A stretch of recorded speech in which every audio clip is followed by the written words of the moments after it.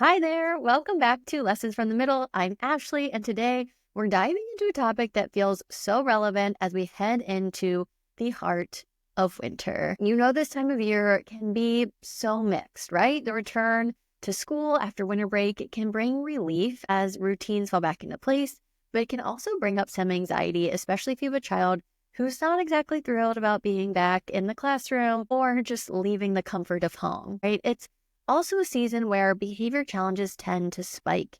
It's darker, colder, and we're all stuck inside more often. The excitement of the holidays has passed, and there might not be much immediately ahead to look forward to. So if you've been feeling that shift in your home, you're not alone. Today, I want to share something foundational, a simple yet powerful perspective shift that has completely transformed the way I approach behavior as a counselor, a parent coach, and a mom. It's something I've shared in my workshops and my trainings, and it's one of those concepts that once you get it, it really can change everything. And so before the holidays, I was on a networking call with this group of amazing women, and we started by sharing the podcasts we were loving or the books that we were currently reading. And several of the women brought up a recent episode of the Mel Robbins podcast, where a Harvard psychologist shared this 6-word sentence for families. And I've heard this sentence before, but from a different person, Dr. Ross Greene. And so when they said this 6-word sentence, I almost laughed because it's the exact principle that I always lead with in my workshops. And it's this. It's very simple. Children do well if they can. That's it. Children do well if they can. Now compare that to the way many of us have been conditioned to think about behavior. Children do well if they want to. Do you hear that difference? That subtle shift in language, it changes everything. And when we operate from the if they want to mindset, we're assuming that our kids' behavior, it's intentional, it's on purpose, right? That they're choosing not to behave because they either don't care enough or they aren't motivated enough, or maybe it's our relationship with them. And where did that lead us? Well, we result back to old school parenting styles of sticker charts, timeouts, punishments, maybe even yelling, all in an effort to push them to want to do better. And all of these things happen after the fact. We're not actually changing the behavior ahead of time. And most of the time, it's not about willpower. The reason our kids are doing this is because it's about lagging skills. So Dr. Ross Greene, who I just shared earlier, he has done this work for decades, where he has said children do well if they can, working with some of the kids who have the biggest behavior. And he also loves to say, it's skill, not will.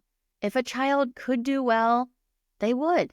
So if they're struggling, our job isn't to punish or motivate them into compliance. It's to figure out what's getting in the way and help them build the skills they need to succeed. This idea of children do well if they can, it's really impacted me as a mom, because my oldest tends to display what Dr. Ross Greene calls lucky behaviors. When she's upset, she'll cry, withdraw, or ask for help. These behaviors naturally bring out empathy from adults. They make us want to lean in and help, figure out what's going on, how we can support them. And then there's my middle child. He's the one who's really taught me to dive deeper into this work. And when he's struggling, his behaviors are more of those unlucky behaviors. There might be yelling, hitting, pushing buttons, acting defiant. And these behaviors, well, I think we can all agree they really don't bring out that same kind of empathy. Instead, they often trigger frustration, discipline, sometimes even that feeling of shame. But when I learned to see these behaviors through the lens of what skill is he missing, everything really did start to shift. And so let's pause for a moment on this concept of lucky versus unlucky behaviors.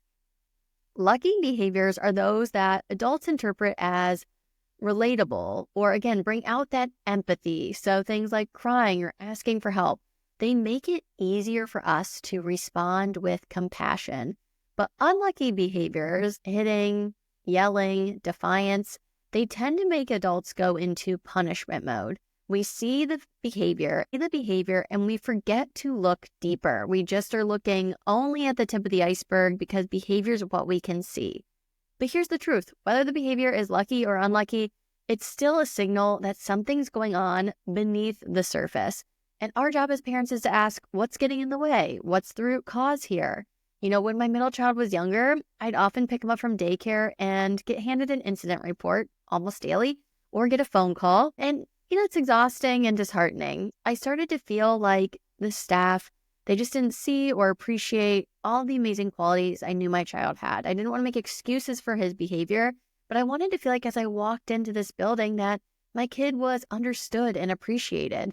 But their frustration, I know it wasn't about him as a person. It was about those behaviors, because it really does make it harder to feel like you can connect with a child when they have these unlucky behaviors. And as I searched for support, even though I'm a counselor and I did this for a living for over a decade, I still needed support because it was my own child and it felt different. And so when I did search for support, I heard things like, he's just a boy, or maybe he has ADHD. And while those comments weren't meant to be dismissive, they didn't help me understand what my child needed or how to support him. It didn't teach me any skills, right? So I leaned into this idea of skill building. I didn't want to keep looking at my kid and thinking my role was as a behavior modifier. Instead, looking at my child and thinking about being a problem solver with him, that felt so much better. And so when we shift our perspective to children do well if they can, it changes how we respond in the moment. So again, instead of asking, why is my child doing this to me? We can start asking, what's getting in the way and how can I help? So it might be emotional regulation, frustration tolerance, or problem-solving skills that they're struggling with. Whatever it is, it's our job to support them in building those skills.